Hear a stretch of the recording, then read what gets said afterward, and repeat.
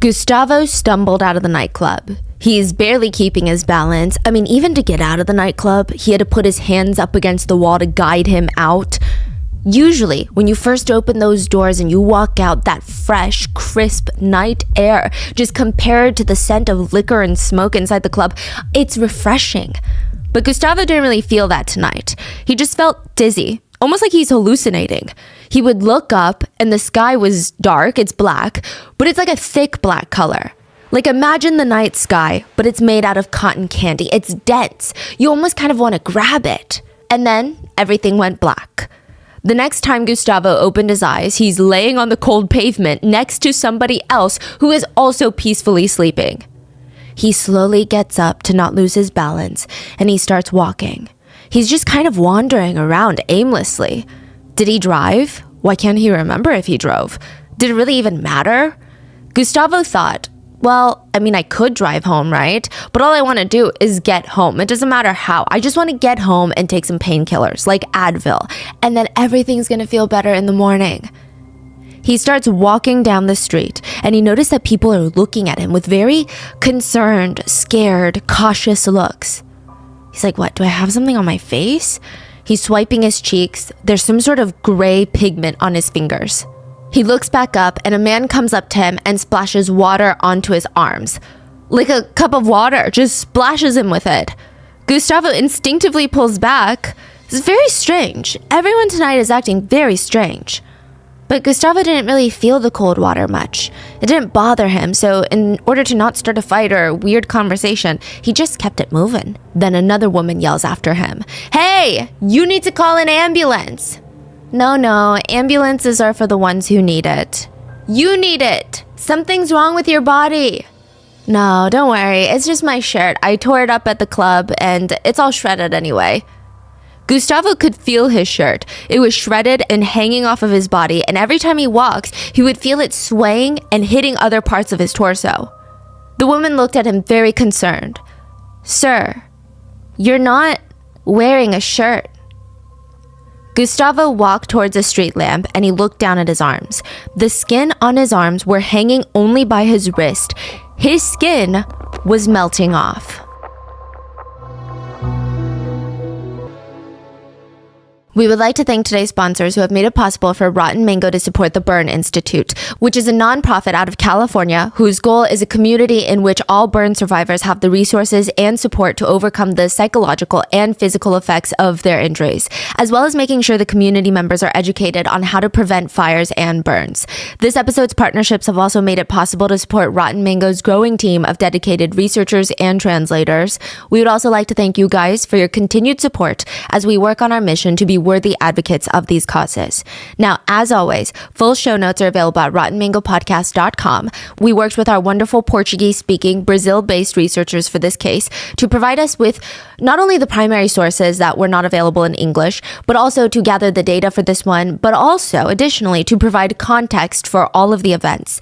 But as always, if anything at all has been lost in translation, miscommunicated, or even if you have something that we didn't cover about this case, please let us know down in the comments.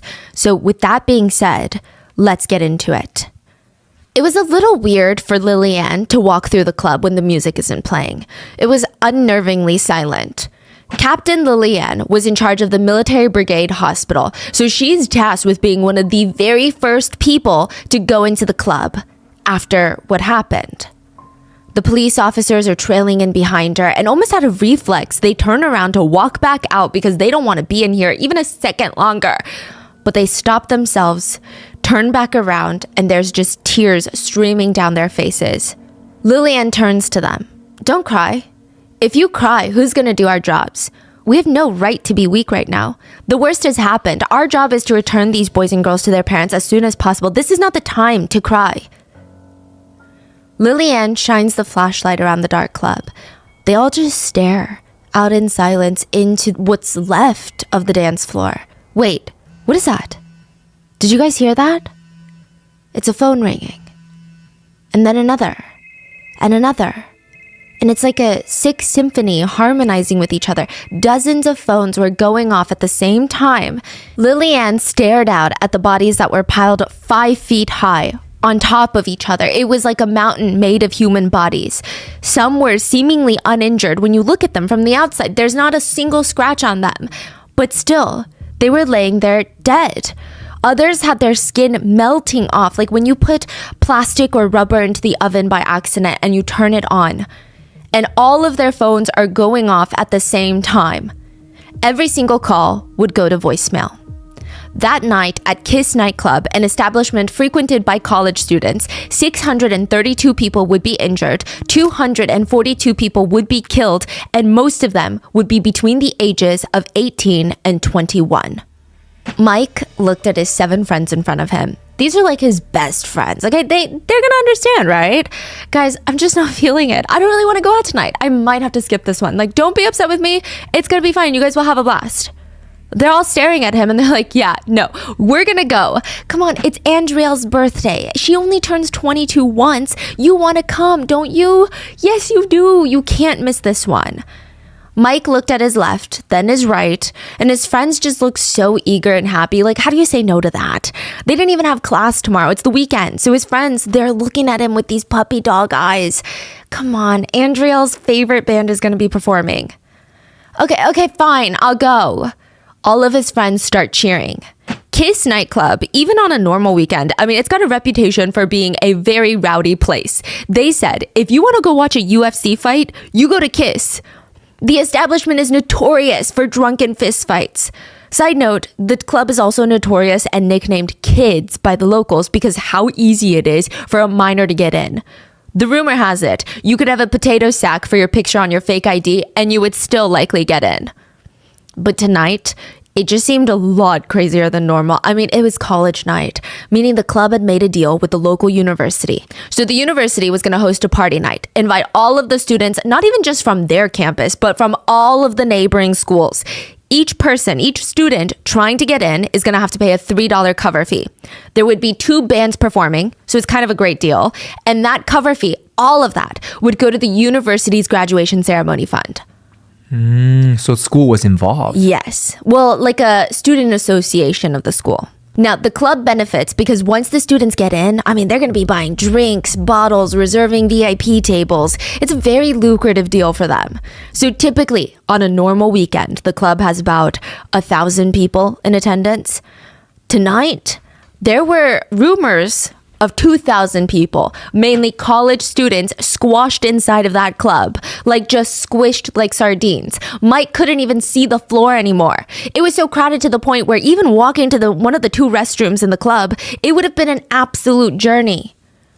So Andrielle arrives with her closest friends and everybody's staring at her, just jaws on the ground, because she usually likes to wear loose pants and sneakers. This time she made an effort. She's wearing a dress, high heels, and they pull Andrielle to the dance floor right in front of the stage, and they're screaming along with all the songs, dancing with each other. And Andrielle's best friend pulls her in closer and puts her face up to her ear. I'm gonna use the restroom real quick.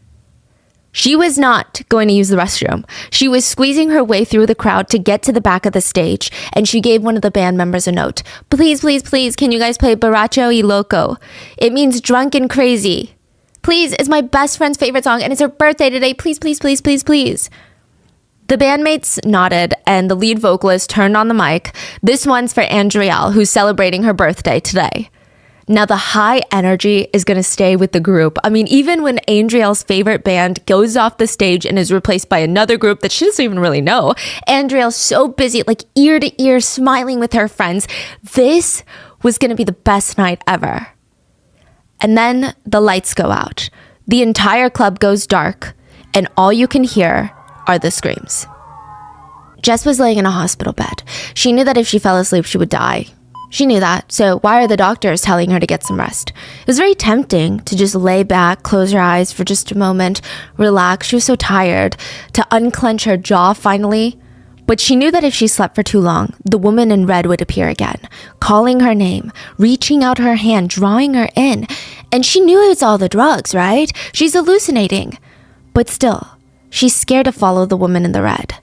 More and more patients were being brought in, and many of them with the same injuries and symptoms as Jess. Many of them were stunned to just be alive. How did you get out? How did you escape?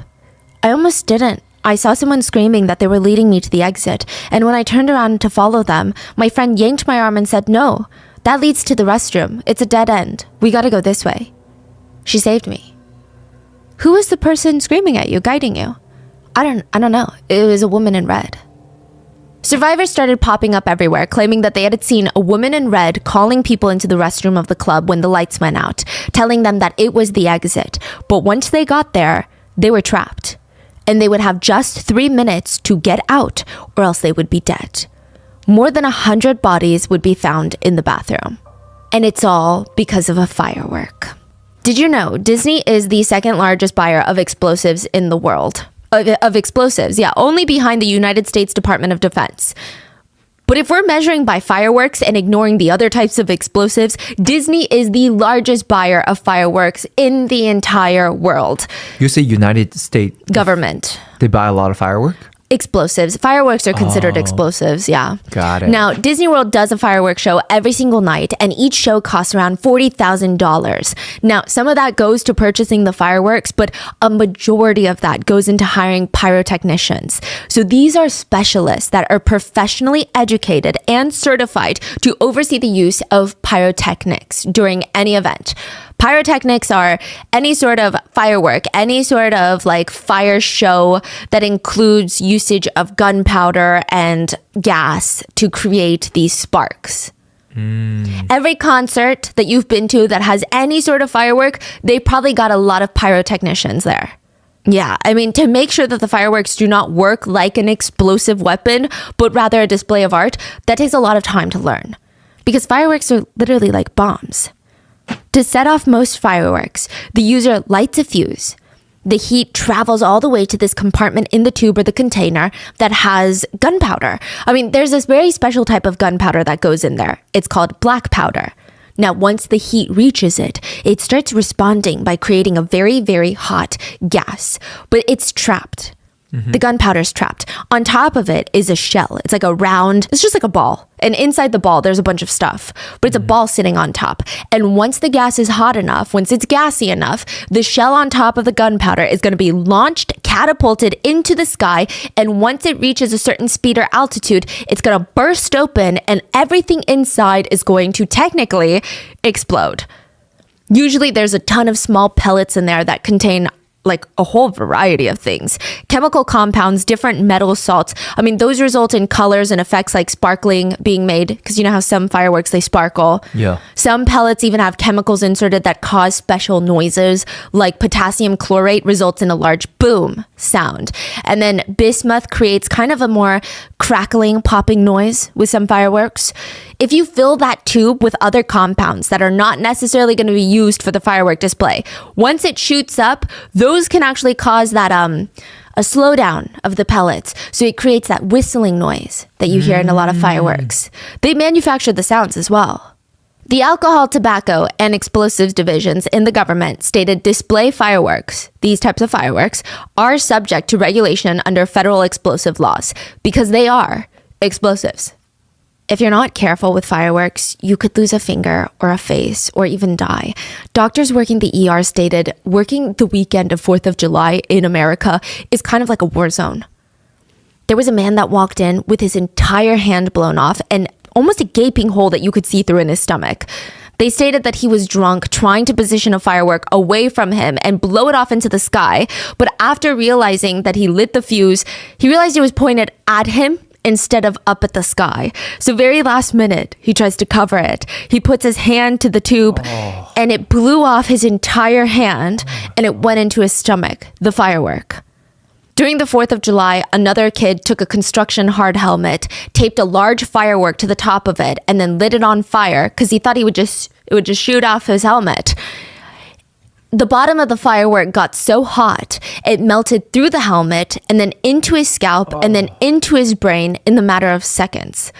He did not even make it to the hospital. People get injured so often with fireworks. There's even a term for it. For hand injuries, they call it pomegranate hand because it's going to blow off all your fingers. I feel like it's kind of offensive, but that's just to show, I guess, how frequent these injuries happen. A member of Disney World's pyrotechnic team would go on to say, anything can happen at any time. It's explosives, it's fireworks. Something is gonna happen. It's not if, it's when. Now I wonder like how many accidents happen in the history of Disney. That must be... Yeah. I believe a firework company somewhere in Europe, if I'm not mistaken, where a firework exploded, and because they did not house the rest of their fireworks well, all the fireworks that they had in their warehouse exploded at the same time. Yeah. It was really bad. I think it had like a bomb level reaction. Damn. It was horrendous. So now the owner is asking, what exactly do you need the fireworks for? Marcelo was the lead vocalist for the band that was going to be performing at Kiss Nightclub for university night. It's college kids. He feels like they need to have all the crazy antics set up. So Marcelo makes his way to the fireworks shop, and the owner is asking him about how are you going to be using it? How many people? I mean, is it going to be outside, inside? I'm trying to recommend the appropriate one. I mean, I've used these before. I just need one of those big sparklers, like, that just shoots out. It's like a stick, and thousands of sparks come out. And you see those at the clubs, right? Oh, at the club. Okay, well, if it's inside, you're going to need the indoor one. It has cold sparks, so it's much harder for it to ignite something or someone. It's $15. 15?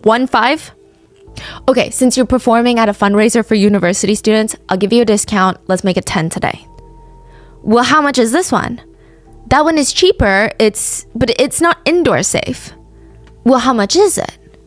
It's 50 cents. Well, then I'll take this one. $9.50 would cost 242 lives. The order of songs an artist performs during their concert is incredibly meticulous, and it leans into human psychology. I mean, yeah, they want to sing the songs that they want to sing, but they say concerts are like a live animal. You have to raise up the emotion. Start with a well-loved song that everybody knows the lyrics to. Then you got to get in with another hit. Maintain that momentum. Then you bring it down slow. Slow it down just for a little bit. If you slow it down for too long, people are just going to walk away feeling let down.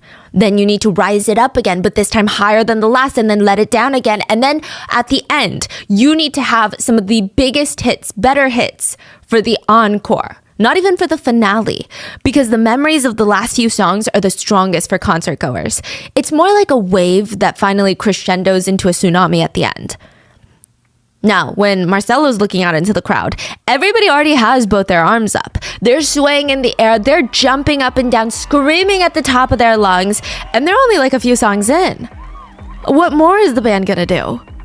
So the lead vocalist leans down and tells the band producer, give me the firework that I prepped. This was the band's go-to for an epic finale. So the firework, it looks, like I said, like a giant candle, like a giant tube that generates like a trail of sparkles. So not just a steady flame, but thousands of angry sparks will just be flying out of it. The vocalist and the producer, they light it up. The singer has a glove on his hand and he lights up the firework. He lifts his arm up above his head, which is dangerous. The stage was already raised to a level where if you stood on the stage and you were above average height, you lift your arms above your head, you could almost touch the ceiling. But Marcelo is lifting up a huge firework that can shoot sparks up to 13 feet out of the top. And he's raising it up towards the ceiling.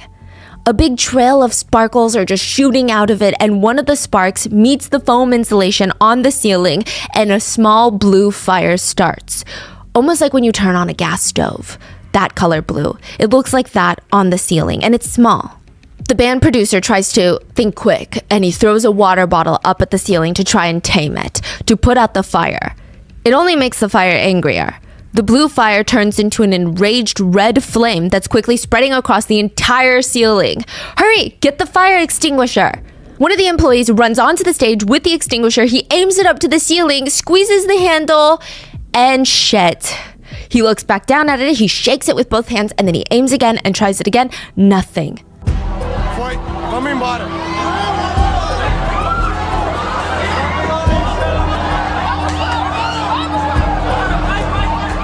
Allegedly, a few days ago, an employee had used the extinguisher at a friend's birthday party at the club. He thought it would be fun and wild to just pop the tamper seal off the extinguisher and spray it onto the people on the dance floor. Like a little party. Like a party X vibe. He was screaming at the crowd like, ah, and everybody's just getting sprayed with the extinguisher foam, and it's supposed to be for fun. It's supposed to be like the most insane party in town. And allegedly, they did not order another one. They just put it back into the same spot, and nobody thought that they would actually need it for the intended purpose anytime soon. So water's not going to put the fire out. This is a fire that water is only going to make angrier. The fire extinguisher isn't going to put it out because they don't have any. And the fire is only getting bigger. There are black fumes that are now billowing from the ceiling, black clouds just rushing towards people on the dance floor.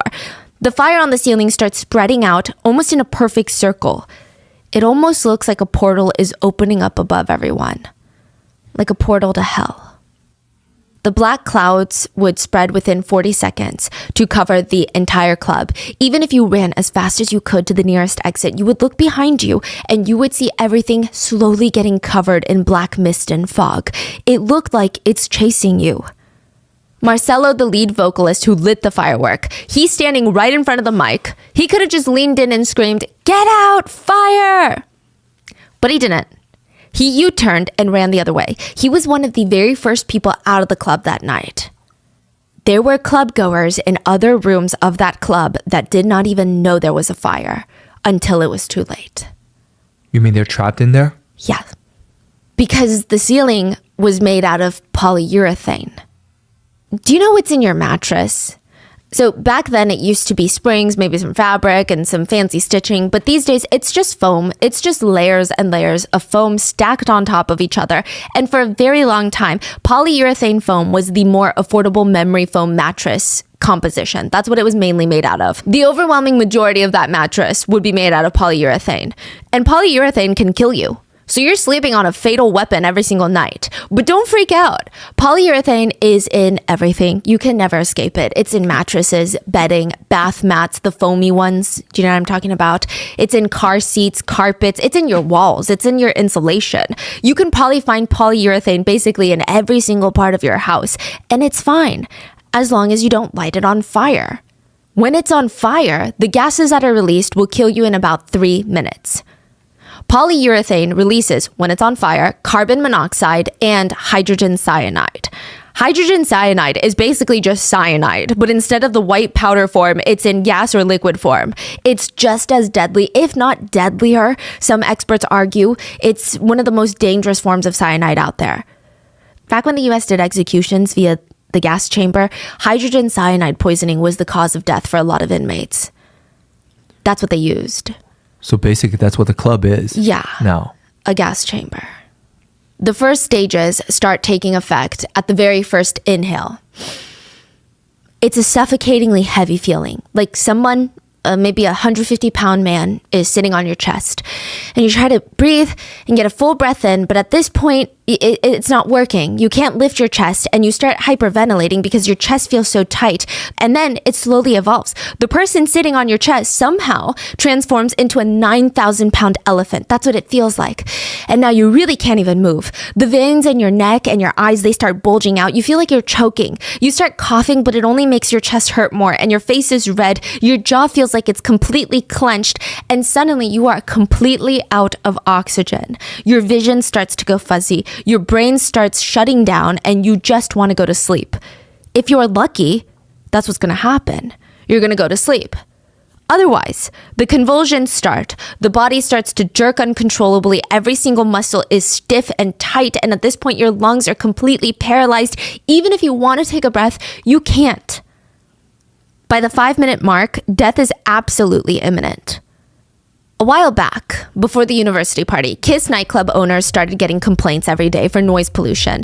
Neighbors started saying that they could not sleep, they could not function because there would just be music playing, blasting into their homes at 3 a.m. on any given night. So please, you gotta do something about it or I will call the police.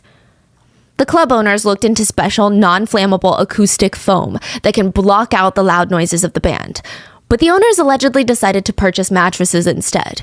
They allegedly had the employees rip them apart and glue them to the ceilings because foam is foam, right? Like, what's the difference between acoustic foam other than a huge price markup? This was a DIY project, you're saying? Yeah. Now, some sources say that it was not from a mattress, that they purchased polyurethane foam by itself. Some sources say that they took it from a mattress. Either way, you're not supposed to do that. You're not supposed to do that. You're not supposed to glue polyurethane foam onto the ceiling. They just thought, I need to get rid of this noise leakage. The ceiling was made out of polyurethane.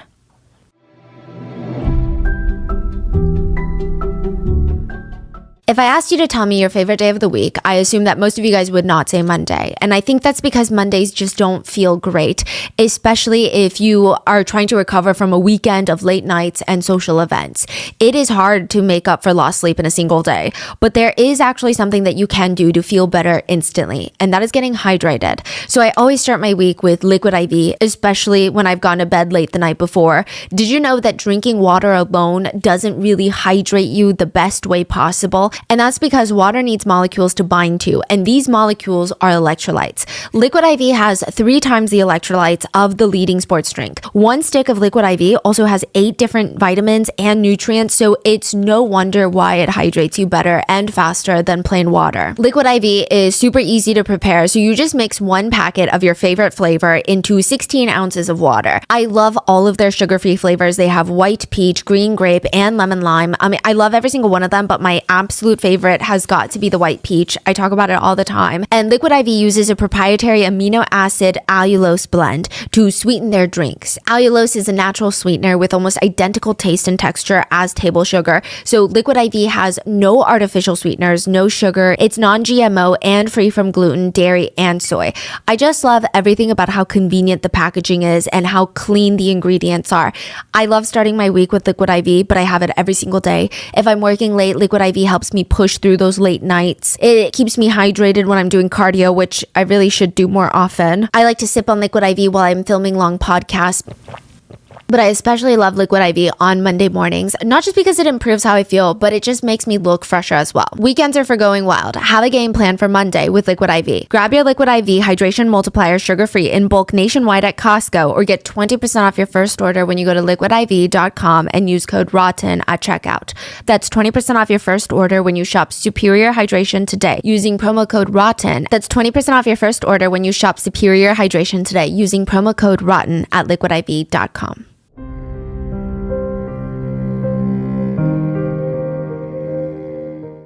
Now, 40 seconds is about 23% of 3 minutes. And when people get to the front door, the exit, the guard is standing there.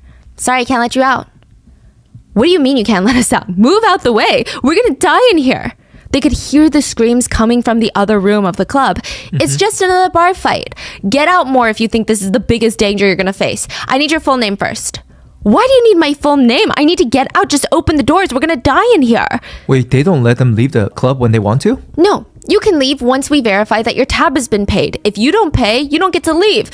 And guess who ends up paying it if you don't? Me. It comes out of my paycheck. So boss's orders, give me your full name.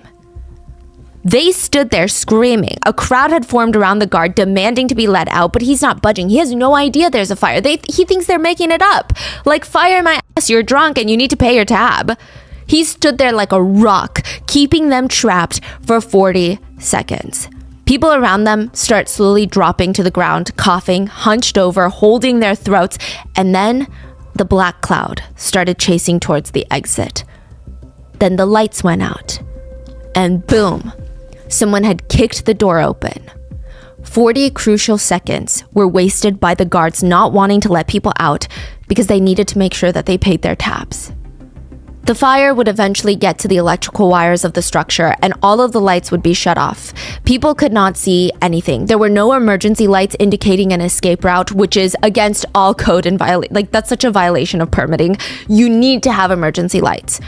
Because of the electrical wiring, the only light that was still on inside the entire club, in this basically windowless, dark club, was the light inside the bathroom.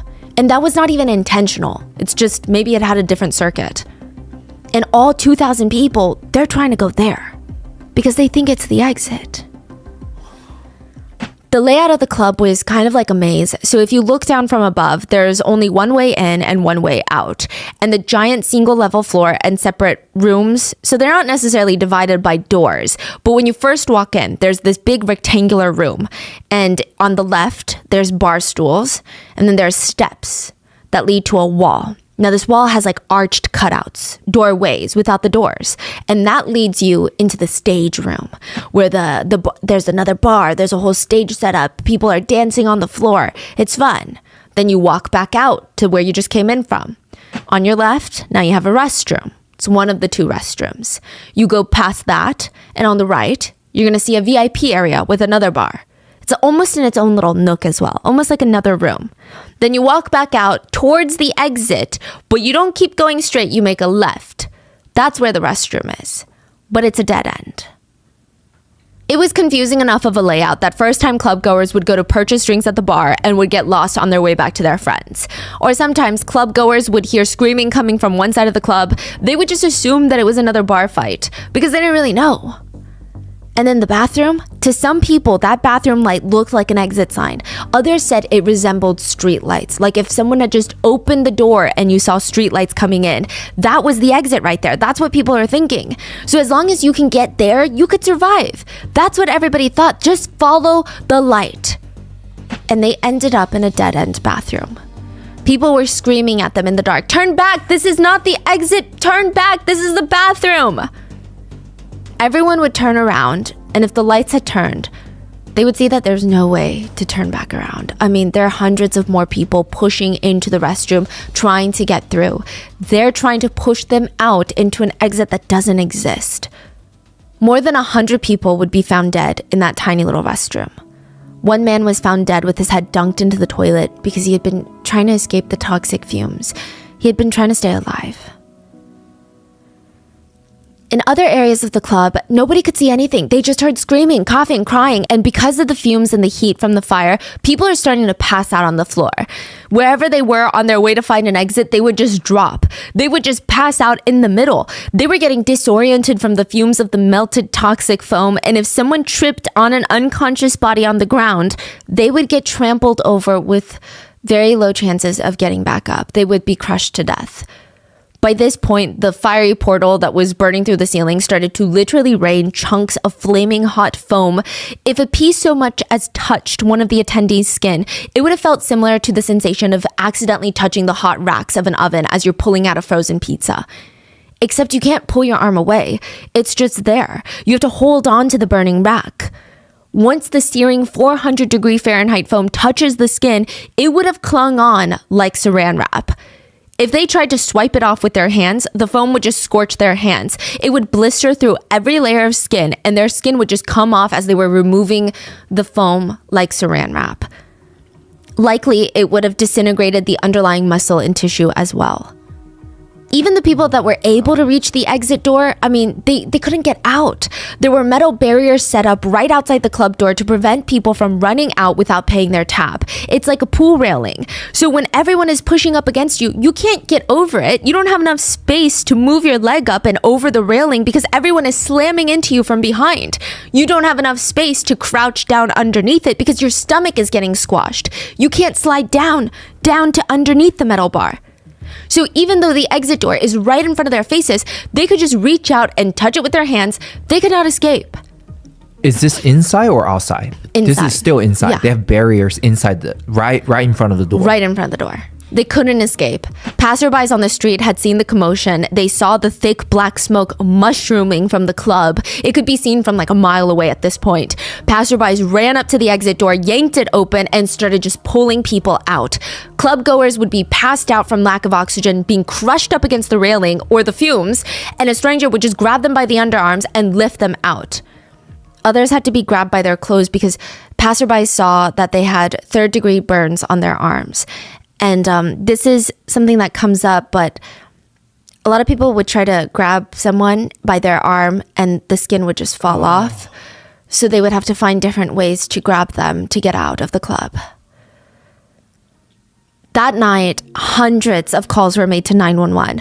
Please, I'm seeing here from my building a thick, horrible smoke coming near Kiss Nightclub. Screams are coming out. Horrible, horrible scene, please. Hello, 911? Everything is burned here. Hello, fire department? Kiss Nightclub is on fire. The Kiss Nightclub is on fire. Help. Many parents and family of the attendees had made it to the club in the middle of the night. They had gotten out of bed, they had heard word that Kiss Nightclub was on fire, and they remembered their loved ones were going to be in attendance. They rushed to put on whatever clothes that they had and traveled as quickly as possible to the nightclub. There was a traffic jam outside the club for miles. Some parents just completely abandoned their cars and started running on foot to the club to find their babies. They would have one phone to their ear, nonstop calling their kids, nonstop calling 911 while running up to every gray suit covered person. So they're all covered in gray dirt, just trying to get the dirt off their face to see, is that my baby? Is that my baby? One parent called 911. Please just tell me what happened. Please just tell me my daughter was in there. She was at the party on that street. What's going on? Another parent just screams into the phone, where's Fernando? Where's Fernando? Where's Fernando?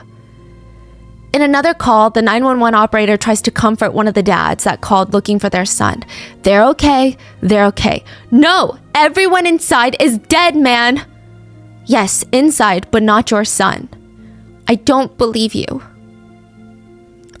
Nobody was very clear on what's going on. What everybody knew was there's a huge, large-scale fire at the Kiss nightclub. There were deceased victims splayed out on the street outside of the club.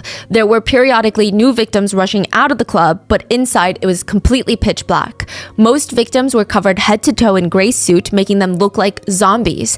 What took people a minute to realize was just how many people were still trapped inside the club. There were already so many people lined up outside, so many bodies lined up on the street, and people were trying to cover their bodies with plastic bags. Things got difficult though when parents had to go body to body and lift up the plastic sheet and check to see if any of the bodies belonged to their child. And if they found their child laying there, I mean, what do they do? They would just fall down and weep over their bodies. It just felt like nobody was coming to help. Meanwhile, at the local hospital, Dr. D's colleagues, they're a little superstitious, all of them. They all kind of believe in bad omens when it comes to work. Dr. D does not entertain any of those. The whole, if any healthcare worker in the emergency department utters the words, "It's been a quiet day, huh?" then everything goes to shit and it's going to be pure chaos. He doesn't really subscribe to those beliefs. But it has been awfully calm. It did oddly feel like they were waiting for a storm. There had been no serious emergency in the past 7 days that even required an ambulance to be dispatched in the whole city. That was not normal, or at least for their hospital, it wasn't normal. Even Dr. D didn't have a good feeling about this. The day after his shift, around midnight, he was driving home with the music on. He passed by Kiss Nightclub, saw a line of young students waiting to get in. College days are a different time, you know? Like, he has wife and parents that he's got to take care of in a different town, so no nightclubs for him. He goes home, he crashes onto the bed, and the phone starts ringing. He shoots up, grabs it from the nightstand. Patricia, his wife, is up and staring at him eyes wide because it's 3:30 in the morning. You only get one type of call at 3:30 in the morning. The bad ones. It was Dr. D's colleague, Dr. Pedro. Why is he calling at this hour? Hello? Wait, slow down. What's going on? Dr. D pulls his phone away from his ear because Dr. Pedro is screaming on the other line, loud enough for even Dr. D's wife to hear. Fire! Fire! Please, come to the Kiss nightclub right now. Dead students everywhere! Patricia saw her husband turn into another man. His eyes are focused. He jumps out of bed. In a fluid wave of motions, he grabs his change of clothes, his medical bag, goes to the kitchen, opens the fridge, grabs 3 coquettes, and shoves them into his pocket. Because he knows in these moments, he doesn't know when his next meal is going to be, and he needs to stay sharp. Patricia prepared a cab for him, and by the time that he made it to the club, only 5 minutes had passed. Sir, taxi driver, are you sure there's no faster way to get to the club? They look in front of him, and there are just rows and rows of standby traffic. They're all at a standstill. No cars are moving. Dr. D reaches into his pocket, gets a wad of bills out, throws them at the taxi driver, and starts running on foot to the club. He felt like he was a doctor in a war zone. That's what he said. People were walking around the street like zombies, all gray from the fumes and coughing. Firefighters had arrived. They're hosing down parts of the building and taking axes to the side of the building to try and open up a bigger exit way. Civilians are dragging unconscious friends onto the street and performing CPR. Bodies are lined up on the side neatly in a row. They're unmoving. They're dead. Some people were just dazed. They kept walking around everyone, lost, confused, because the fumes had disoriented them so much. They didn't even realize that they had 40% burns on their bodies. Ambulances are trying to rush in and out of the scene carrying stacks of bodies to the nearby hospitals. Dr. D spots Dr. Pedro on an ambulance, drenched in sweat, performing CPR. Without even saying a word, he gets to work. Side by side, they would search each victim brought out for signs of life. When they had none, they would have volunteers move their bodies out of the ambulance. No signs of life. We need to move on. We need to keep moving. But civilians would refuse. What do you mean no signs of life? She's still warm. Her cheeks are red. She looks like she's sleeping. She's not bleeding. She doesn't have any burns or injuries. She's alive. You have to save her. You're not doing your job. She's clearly alive. Many of the young people weren't burnt. A good amount of them were, and they had really severe burns that would require them to stay in the burn unit for a very long time. But a lot of the victims had died from smoke inhalation. So other than the gray dust covering them and sticking to their hair, they all just looked like they were taking a nap. So a lot of their friends and family, they could not trust the doctor. You have to keep trying. I'm telling you, she's alive. Like, she doesn't even have a cut on her body. In the moment, Dr. D was too focused on getting to the next victim that it didn't really set in. But later he must have felt very odd, like an odd sense of guilt. He didn't want them to be dead either. He didn't want to give up on them either, but they were gone. What more could he do? He said there would be moments where he would break focus for 2 seconds. He would look up at the sheer chaos and just the pure desperation in everyone, and he would just have a full-blown panic attack setting in, and he would have to talk himself out of it. No, you cannot lose control right now. People are depending on you for a chance at survival. Wait, what are they doing over there?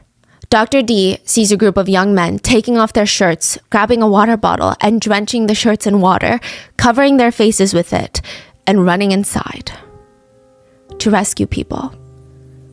He didn't know if these were complete strangers. He didn't know if these were people who had been inside the club that escaped that still had friends inside, or if they were family members that showed up at the scene after the fire broke out, or maybe they were volunteer fighters. He didn't know. All he knew is all of them would be found dead by the end of the night. The people that ran inside? They would die trying to save more lives.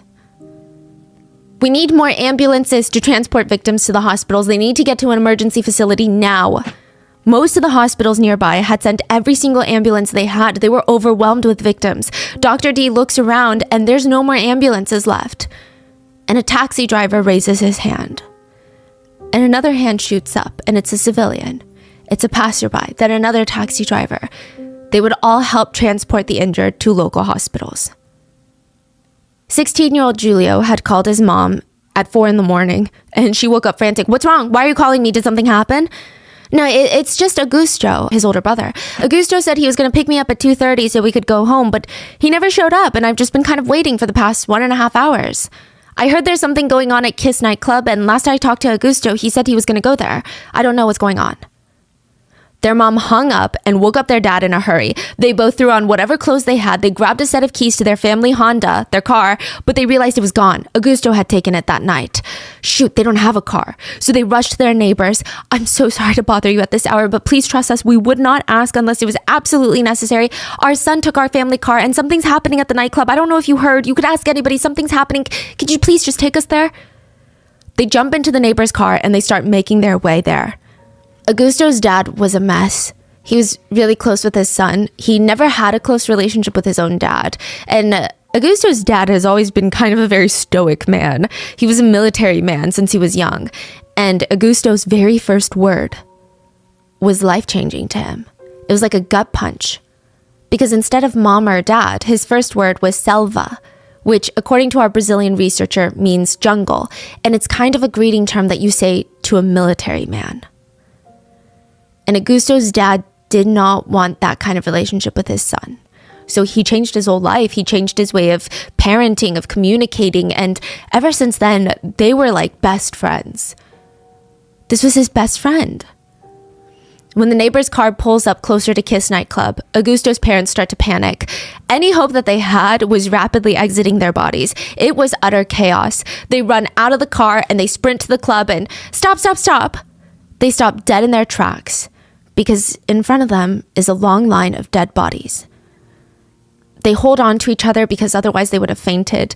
They try to look for Augusto's face in the line, but nothing. They try to peer into the club. There's nothing. It's pitch black. Nobody's telling them what's going on. The best shot that they had was Augusto's dad pulls out the spare key for the family Honda.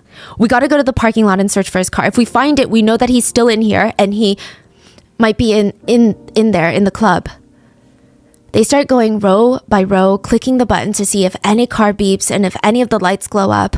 Please don't be here. Please don't. Maybe he went out with friends somewhere else and forgot about his brother and his phone died and he's just having fun.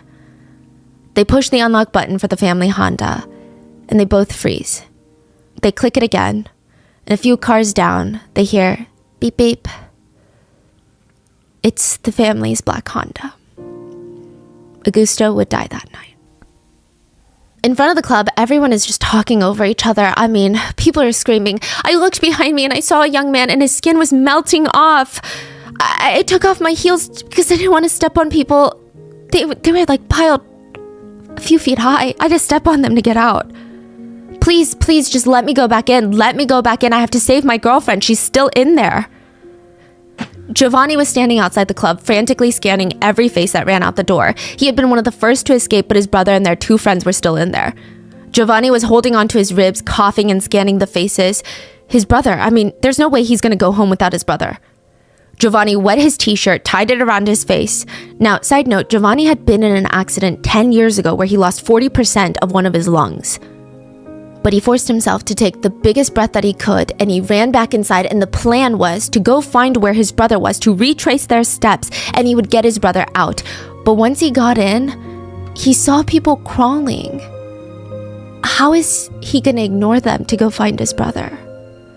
Like, he can't just push past these people to go find his brother. That's not what his brother would have wanted. So he just starts pulling people out. The first person he grabbed their arms to pull them, but they slipped and their burned skin was in Giovanni's hands. Giovanni had to think quick. He started grabbing men by their belts and women by their shirts, and he formed a bit of an assembly line with other volunteers. They were just passing bodies until they were reaching the outside. His eyes were stinging. His lungs felt like 1,000 needles were inside, just embedding themselves. It'd be another person, and he'd tell himself, one more. If I can just get one more person out, just one more. And he would keep pushing himself. Most of the bodies he saved were semi-conscious and covered head to toe in gray suits. They were unrecognizable, especially in the dark. We don't know exactly how many people Giovanni was able to save, but he had originally done all of this in an attempt to save his brother, whom he believed was still in the back of the club. Giovanni would be hospitalized and he would be defeated until his parents got a call. Giovanni's brother was alive. He had been handed off by Giovanni to an ambulance, and he did not even know that was his brother because he was covered head to toe in dirt. Dr. Ayrton was a trauma surgeon at the local emergency department. He had just received a call that hundreds, if not closer to 1,000 university students had been injured by a fire, and they were going to be transported to all of the emergency departments nearby. Dr. Ayrton gathered his entire team, got them prepped. Everything we've done and learned up until this point was for a reason. We cannot fail these kids. Everybody needs to be ready. We are at war. Custodial staff, we're going to need all hands on deck. Grab the oxygen tanks. We need to keep them circulating, distribute them to whoever comes in and needs them, and prepare the rooms. Every spare room that we have in this hospital that is not occupied by an existing patient, transform it into a makeshift ICU unit. And if we run out of rooms, put beds in the hallways. They called neighboring hospitals to request immediate delivery and loan of their respirators. Doctors and nurses from neighboring towns were also making their way over. It was an all hands on deck, all Hail Mary situation. Santa Maria is known for being a university city, a college town. So there are 7 private universities and a major public university. It amounts to about 40,000 students in that city. And there's only 7 hospitals. Emergency departments in 5 of them, ICU units in 6 of them, and all the freestanding smaller emergency units around the city were going to be quickly overwhelmed with the victims from the fire.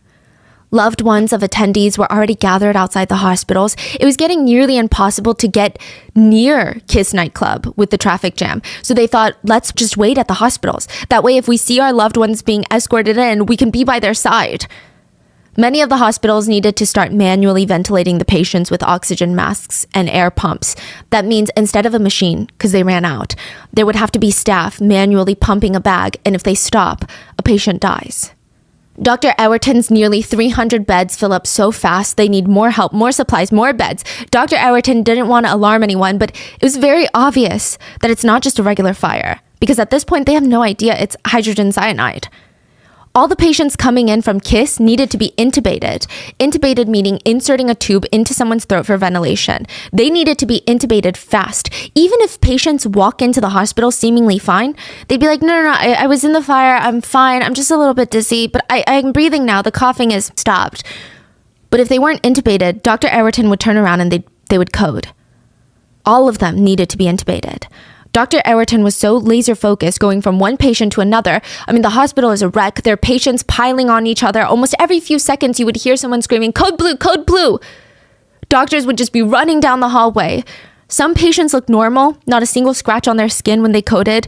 Other patients had very deep, extreme burns all over their skin. There were screams of pain, coughing. People were coughing so hard they were throwing up blood. Skin was shredded and melting off like candle wax from victims. Blisters, there were red, white, and blue, and just black patches of human flesh that didn't even look human, mixed with blood.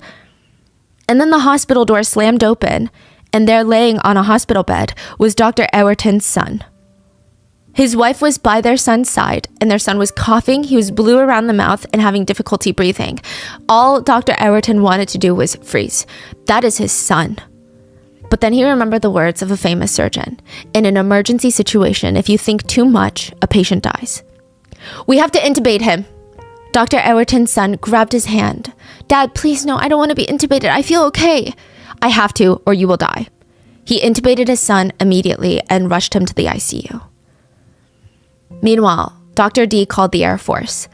"This is an emergency. We need to take desperate measures or the patients will die. I need your help." "Okay, what do you need?" "We need to airlift patients to neighboring towns." "Okay, how many patients do you need to airlift? 3? 4? "At least 50. But there was a problem with the survivors.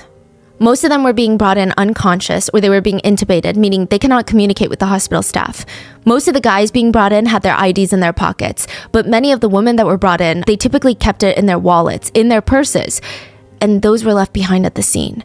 They could not be airlifted unless they could be ID'd. A volunteer dentist was going from room to room, just writing down characteristics of everybody without an ID. Weight, height, tattoos, scars, skin marks, and then periodically a list of names and characteristics would be read outside the hospital. But that also resulted in a lot of pain because families would think, "Oh, that sounds like my daughter." And they would run into the room that their daughter was supposedly in, and it's not their daughter. And if their names were not called out or their descriptions were not called out, most likely they had passed. At 5:45 a.m., January 27th, 2013, firefighters announced that there was no possibility of life inside the club anymore. If they went in, it would be purely to recover bodies, not to rescue. Dr. D was asked to put on a mask and go inside and verify their belief. He went in to check for any vital signs of life. All he had was his mask, flashlight, and a light med bag just in case. First few bodies he stumbled upon, well, actually the first body that he stumbled upon, he quickly searched for a pulse, nothing. Then he shined the light at the victim's face, and it was familiar. It was an ex-colleague, someone that he used to work with. But he couldn't afford to get emotional now. He had to go deeper into the club, check for more signs of life. It was a doctor as well? I believe they were like a med staff. He had to walk away from his ex-colleague's body. He said, "When I got inside, I saw bodies everywhere. It was a heavy scene, very sad, very shocking, and in some places, bodies were piled up more than 5 feet tall." He saw the bodies in their last moments, attempting to survive. He said he saw one man with his head submerged in the toilet, another one with his body facing the open freezer. They were all dead. He walked out of the club, took off his mask, and he announced, "No possibility of life inside the club." Raphael looked at his dad. "Are you sure you're going to be okay?" Yes, go have fun." Raphael was hesitant. His dad had suffered a stroke a few weeks back, and Raphael was the only one taking care of him, and he was about to go out of town to hang out with friends. I can just call Natalia and cancel the whole trip. No, it's your birthday, Raphael. Go have fun. Raphael had plans to meet Natalia in Santa Maria, to stay with Natalia and another friend, and go to the Kiss nightclub that night. But he just kept second-guessing himself. He grabbed his suitcase, headed out the door, but before he did, he went to his dad's bathroom and wrote, "I love you," on the mirror. He walked out. Now, that weekend, Raphael, Natalia, and another friend of theirs would be at Kiss nightclub when the fire broke out. Natalia and Felipe both lived in Santa Maria, so their families were there to help them and look for them. But Raphael's parents, they didn't live there. They lived in a few towns over. Natalia's dad remembers getting that phone call. His daughter had been found. She was in a hospital. She was in a coma, but she was in a hospital. She was going to get operated on. And they also found Raphael. He was at the local gymnasium. Natalia's dad sat there with his hands on his steering wheel for a split second. I mean, he could easily go to his daughter, Natalia. She'd be in a coma, but at least he could be near her, near the hospital, just in case she wakes up, in case the doctor needs something. He could be there for his daughter. But who would be there for Raphael? His parents were getting on the first flight to Santa Maria, but, I mean, he was completely alone right now. So Natalia's dad entered the address for the gymnasium and went to find Raphael. He knew that's what Natalia would have wanted. So he went to the gym and sat with Raphael until his parents came. From the moment he walked into that gym, he did not leave, not even for a second, until Raphael's family could take over. Even when he got a call that Natalia's situation, his own daughter's situation and condition was getting worse, he did not leave. He sat there next to Raphael's dead body, staring out at the sea of victims laying on the gymnasium floor. Over 200 of them, lined up in rows, waiting for their families. There were hundreds of young college students just there. And every 3 minutes, you would hear a scream. And it would be one of those ear-piercing screams that sounds like it's echoing off the walls and making every bone in your body vibrate. It is guttural. It is primal. It is the deepest, purest form of pain. And it would happen every 3 minutes like clockwork. The scream of a parent who had found who they had been looking for. Their child. "Ador, is that you?" The door to Grandma Oliveira's house clicked open. Ador, honey, is that you?" Ador was her grandson that was living with her, and he was supposed to be back last night, but he didn't make it home. She remembered distinctly he was busy working on his laptop. He's only 24, but he had this new business he set up. It's like an open bar business. So he and a bunch of bartenders would host big events or at clubs when there's big parties. It was doing really well. He always had his head buried in some papers, and it's not as fun of a job as someone might think. It's less parties, more paperwork, and sales pitches late at night. Aitor grabbed his keys and jumped up. "Where are you going? Huh? Where are you going?" "I'm going to Kiss nightclub to give them a price sheet for an upcoming event, but I'm going to be back soon, Grandma. Like right back. I'm just giving them a price sheet." He ran out the door, and before closing it, he poked his head in and said, "Be back in no time, Grandma." He walked out. He didn't come home last night, and his grandma had been worried sick about him. So when the door clicked open the next morning, she said, "Is that you, honey?" She rushed in. An ounce of prevention is worth a pound of a cure. And this entire incident could have been prevented. Experts state that there are almost 20 factors that could have prevented the fire from taking over 200 lives. The pyrotechnics were not indoor safe, the firework, and Marcelo is the one who brought and lit the firework, the lead vocalist for the band. What's crazy is that, obviously him purchasing an outdoor firework to be used indoor is a huge point of anger, but another thing that really confused and angered netizens and the public was the fact that he had a microphone right in front of his face. He could have taken 2 seconds to just scream out, "Fire, get out!" But he didn't. He didn't give everyone a heads up, and the authorities have no idea how many lives have been killed because of that one non-action. He would argue that his bandmates and himself were so busy turning off the electrical equipment for their gear when the fire started because the last thing they wanted was some sort of electrical fire or explosion to add to the mix, and because they were so hyper-fixated on saving lives. Marcelo did not have time or the capacity to scream into the mic that there was a fire. Most people do not believe him. They think this was a way for him and the others to get out of the club faster and easier without a crowd surge. He's at the far, deep corner of the club, but he was one of the first out. On top of that, some of the bandmates even had some of their instruments on them. I guess they didn't want to lose it in the fire. So he lights the firework, he escapes. No alarm or announcement is made by anyone else in the club either. The firework ignites the soundproofing foam on the ceiling of the club, but it's not. It's just polyurethane. There's also fabric curtains on the stage that don't help. It just spreads the fire faster. They try putting it out with water. That doesn't help. The fire extinguisher is empty because all they used it for was for parties. The club was dangerously over capacity because you know how every commercial business you walk into, a restaurant, bar, they have like maximum capacity signs. Yeah. There's a few ways officials calculate maximum capacity for a commercial space. Usually it all just comes down to fire code. How quickly can people get out of a space in case of an emergency? They factor in a few little details. The amount of exit doors. They do not go through the kitchen or storage room. They have to be pure exit doors. How wide are the exit doors? That's a whole thing. Okay, so based on the business and building, the club was supposed to have doors that were 14 and a half feet wide, but the doors were only 8.39 feet wide. Anyway, it also factors in amount of doors, width of doors, and the amount of square footage of the place. Additionally, how many obstacles there will be at any given point inside to the closest exit door. So rule of thumb, restaurants will have way lower occupancy numbers than an open ballroom that doesn't have a lot of chairs and tables crowding the space. And even if you have a large venue, if you don't have enough exit doors, you're going to have a lower occupancy rate. The maximum capacity of KISS was 700 people. Experts speculate there was anywhere between 1,500 to 2,000 people there that night in a 6,700 square foot area. There were no emergency exits. The regulations state that there has to be at least 2 emergency exits on opposite sides of the building. There were none. Everyone had to leave through one door, the same door that they came in through. But once they got to that door, there were illegally installed metal barriers trapping them in, making it that much harder to evacuate. Beyond the metal barrier, security guards were stationed at the doors, and since the communication amongst the employees was non-existent, which is a huge no-no for a venue like this, everybody needs to be on the same page. The security guards were initially preventing people from getting out because they didn't know there was a fire.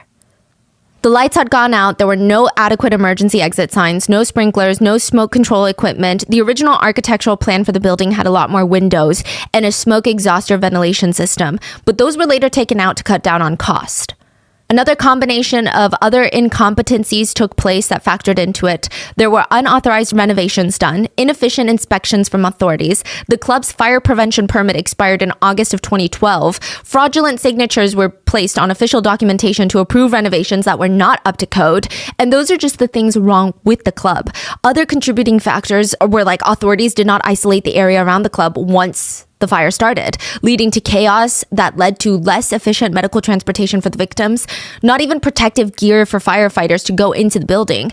Civilians were going back into the building to save loved ones, leading to their deaths. I mean, all of these things delayed evacuation by a lot, and it just meant the difference between life and death for a lot of people. And guilt is a funny thing because there's no universal threshold for when someone should feel it. Some people could do the most heinous things and not feel an ounce of guilt. And some people could do nothing and guilt will eat away at their lives. The parents of the victims all put the burden of guilt on themselves. Maybe if they had asked their kids to stay home that night or asked them to come over early the next morning, maybe they wouldn't have been there. One mother blamed herself for buying her daughter heels. Her daughter, Denise, had plans to attend that party, and she was trying on nice shoes and dresses. I don't think these are my style. She was staring at the heels she had tried on. She was always more of a sneakers and flats kind of girl. But her mom was like, you gotta live a little. All you do is study. Here, I'll buy you the heels, and you can wear them. Denise went to KISS that night wearing a new dress and the heels that her mom bought her. At the club, she stepped outside for a moment to call her mom. Well, how is it? How's the party? Are you having a good time? Yeah, I'm having a blast, but these heels are killing me. They're hurting my feet. And the two would laugh about it. But once the niece passed, her mom would always feel guilty about buying her those shoes. She said, I think about it a lot. How difficult it must have been for her to try and escape a place like that with those heels on. I should have never bought her those. The Byro family had 2 daughters, and they had both gone to KISS that night. Patricia, their eldest daughter, Patricia's husband, Gracie, their youngest daughter, and her boyfriend. The 4 of them had gone to the club when the fire broke out. The next morning, they got the call. They were in the car, rushing as fast as they could to try and find their daughters. And on the way there, Mr. Byro turned to his wife and said, My love, my hope is that the girls are safe, and they're just asleep at home. But if the worst has happened, we have no choice but to join them, yes?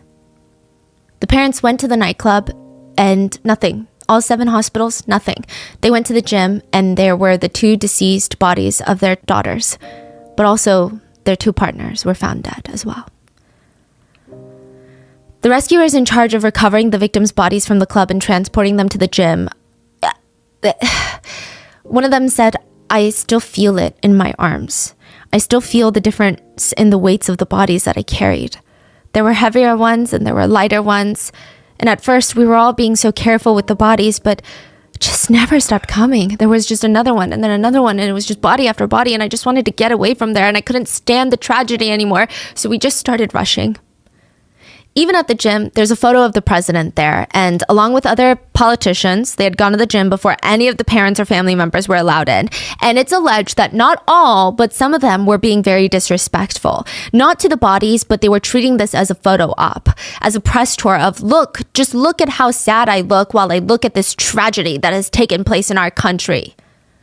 The volunteers were completely outraged. There's even a picture, again, not insinuating that the president did a photo shoot there or what her intentions were, but there's a photo where the president is holding whom we can assume is a victim's mother, and I guess it's supposed to look comforting, like she's one with the people. But one of the moms is just staring the camera down in the back, allegedly, likely because she wasn't allowed into the gym until the politicians were done. Now they're like making it a whole thing of trying to look good. I mean, it's the presumption of that photo.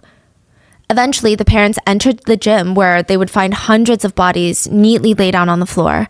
And it was a lot. I mean, a lot of lives were lost and a lot of lives were intertwined because it's a venue. People went with their friends and their families. So in the process of trying to find their child, a lot of families would find 2, 3 of their children's best friends. Or some parents, they would see their son-in-law or their daughter's boyfriends laying on the other side of the gym opposite the significant others. It was a lot.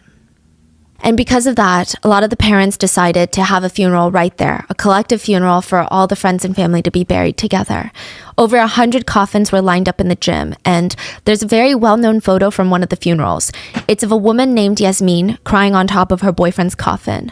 It was Yasmin's birthday, and she just remembered she wanted to look really good for Lucas. So she had picked out this white dress and gold strappy heels. She painted her nails red. When the fire broke out, Lucas had gone to the restroom and Yasmin was near the front door. Someone yanked her out of the club and she was fighting them, kicking, screaming, "I have to go back. Lucas is in there. I have to go back." But it was too late. Lucas was gone, and the picture of her crying over the casket would be seen all over the world. And side note, a magazine published this picture on their front page, and there was a huge controversy because people thought it was staged. They thought the magazine had hired a model and got a casket prop to take this shot. Because why would they say that? She's wearing like this fedora, and the angle of the photo, it looks very almost cinematic in a way. I think people wanted it to be staged because I think once you realize it's a very real photo, it feels a lot heavier to look at that photo. Outside of the club, there were some really bad people also involved in this case. The cost of coffins, caskets, and flowers skyrocketed to the point where it was speculated that after the tragedy, people went around buying up all the coffins and caskets so that they could turn around and sell it for 4 times the price to the grieving parents. It was really gross. Other people resorted to victim blaming. One pastor at a victim's funeral literally went up on stage and said, "Let this death be an example for all of you. Children who disobey your parents. If Augusto were at church, he would not be dead right now." Some netizens even told the parents it's their fault for raising children that would go to nightclubs, that would go clubbing. There were other netizens that, I don't know if they were necessarily trying to be disrespectful, but there were a lot of theories going around that were connecting this incident to other mass tragedies in history that I don't even feel comfortable touching upon because it's just not a connection I think should have been made. Other netizens were just speculating if anybody foreshadowed this. So there were some partygoers who had tweeted things like, "Let's set Kiss on fire tonight," because, they're just saying like, let's have fun. The Kiss owner had said he wants to take the club international. People thought he was foreshadowing it. There was a netizen rumor going around that we have no idea if this is true, that one of the last songs played was Die Young by Kesha, because the lyrics go, I hear your heartbeat to the beat of the drums. What a shame you came here with someone. So while you're here in my arms, let's make the most of the night like we're gonna die young. Take my hand, I'll show you the wild side, like it's the last night of our lives. We'll keep dancing until we die. But I thought it was the band that was playing. Yeah, so they were doing like cover songs and interchanging and stuff. Just to clarify again, though, we don't know if the song was played. Now, in the end, 4 people would be tried for what happened that night at Kiss. The 2 owners of the club, Kiko Spoor and Mauro Hoffman. The band lead vocalist would also be tried, the one that ignited the firework, Marcelo. Yes. And the band producer that also helped light the firework, Luciano, he would be tried. All 4 were indicted for murder, and all 4 of them came locked and loaded with just excuse after excuse. They were blaming everybody. The club owners are blaming the authorities like, well, you didn't do your inspections correctly enough then, because that's your job. That's not my job to go to the law. That's why you're an inspector. Marcelo was blaming the firework company. He was like, well, I just asked him for the firework, but he didn't give me the original box it came in. If I had read the box and said, don't light it inside, then I probably would have lit it inside. The owners also resorted to blaming Marcelo, and they're like, well, we don't use pyrotechnics at our club. Like, we don't do any of that. But that was a lie, because there's lots of pictures and videos of pyrotechnics being used at the club. I mean, like most clubs use it. They put the giant sparklers in the champagne tubes and they bring them to the VIP tables.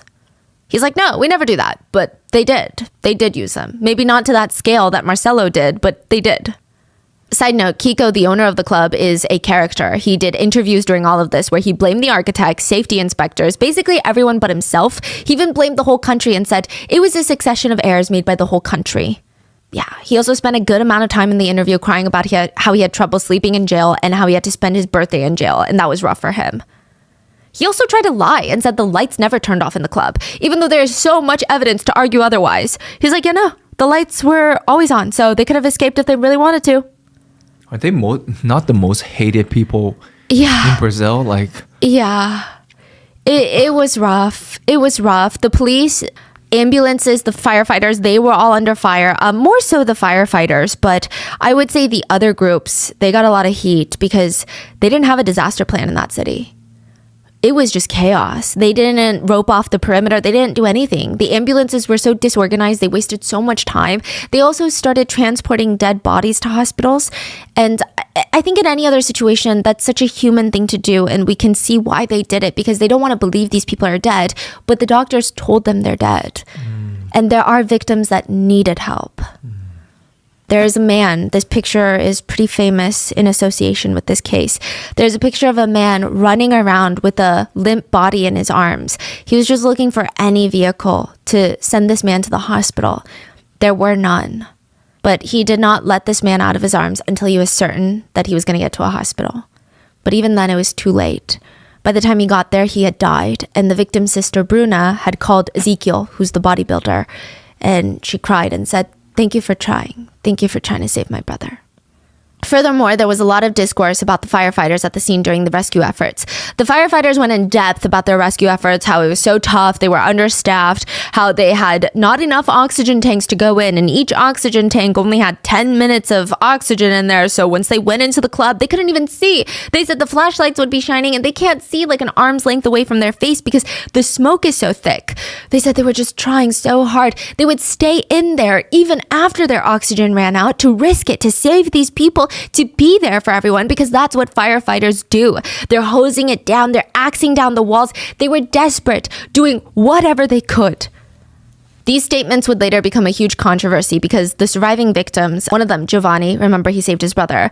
Yeah, he said no, none of the firefighters were actually going inside to rescue people. They were all just standing near the door. Maybe they were inside the club, but like right next to the door, grabbing bodies from the civilians who were inside saving people without any gear. Giovanni said they would just stand at the door and a civilian would run out from inside the club holding someone, and they would take that person from the civilian rescuer and let them run back inside the club. Giovanni stated that he even asked for oxygen tanks from the firefighters so that they could run back in and stay in there longer, and they refused to give it to him. And again, we don't know which side is true, but I just don't know why a survivor would have any incentive to lie about something like this. And on top of that, the firefighters would, even though they refute all these claims, they would later be tried in military court, but usually military court for situations like this is a slap on the wrist. But in the end, all 4, the 2 owners, the lead vocalist, and the band producer, they all got around 18 to 22 years in prison. That's it? Oh, you're about to be so upset. But it was immediately overturned. Allegedly, the judge kept having lunches with the jury. I don't know why, okay? No one knows why. The judge would state that they just do that. They just have lunch with the jurors. But they don't talk about the case. They said that there were guards present, and they were certain they never talked about the case. But the defense attorneys were like, that's tampering with the jury, so absolutely not. It was overturned, and since then, there has never been another trial. They're just free. What? Nothing happened to them. Yeah, it's speculated that maybe the club owners had ties to the government or something, because there's just no way this makes sense. It was one of the biggest cases in Brazil. Like, all of Brazil was hurting. I just don't see why. It doesn't make sense. There's just a lot of odd connections. The main prosecutor, this is way before the fire, had been tasked with investigating the club for noise pollution and permitting, like violating permits. He ends up retiring in the middle of these investigations. His son ends up becoming the lawyer that represents the club during the permitting investigations. So the son switched side from investigating to defending? Or the prosecutor could, again, speculation, be friendly with the club and had plans to not really do anything about the breaking of the violations. And then now that he's retired, the son knows the insider details, allegedly, if the dad just tells him this is what the prosecutors know, and can rep them in a way that's more beneficial. Is, I don't know, a speculation, but there's just a lot of odd coincidences. Oh yeah, okay, side note, the parents are also going to get sued for defamation by the prosecutors, because the parents were coming out saying, I think that this is like bribery and corruption. There's just no way. Yeah. They were getting sued by the prosecutors. So the public, they called this the second tragedy of KISS, because it is. In response to the public, the prosecutors stated that they would stop suing the parents, but the parents said, no, keep suing us. Prove to us that we're liars then. Prove it. Prove it. Then the judge stepped in and tried to close the case by, quote, forgiving the parents of the victims without even doing a proper investigation. The parents didn't want that either. What was there to forgive them for? They wanted a full investigation into the truth because they know that they're not lying. So everyone else can try to prove it. That didn't go anywhere, though, because the justice system is confusing and not great anywhere. This is not just Brazil, by the way, just anywhere. Because before anyone even judges Brazil, we had a situation in Rhode Island in the United States very similar, where a club was lit on fire from pyrotechnics. A lot of lives were lost. Now, with that, there were massive protests all over Brazil with signs that read, "Where were you on January 27th, 2013? And people tried to hold protest marches, but in the end, nothing really came of it. There is still no justice. The land that the club has been sitting on and the club itself has been given to the parents of the victims. They are going to put up a memorial there to remind everyone that drives past, like, this is what happens. We cannot let this happen again. It does seem some changes are being made. There are some regulations that are being enforced to make Santa Maria safer. Stricter standards are being enforced for commercial businesses with large fines if protocol is broken. But it's just been, I don't really have the words. Recently, a band in Dubai was under fire because they were performing on stage. They lit up a firework and they shouted, "Hello, Kiss Nightclub." No. Yeah, they apologized on Instagram and they moved on. But for a lot of parents and families, they can't move on because it feels like time has stopped January 27th of 2013. And that is the story of the Kiss Nightclub fire. What are your thoughts? Let me know. Please stay safe, and I will see you guys on Wednesday for the next episode. Bye.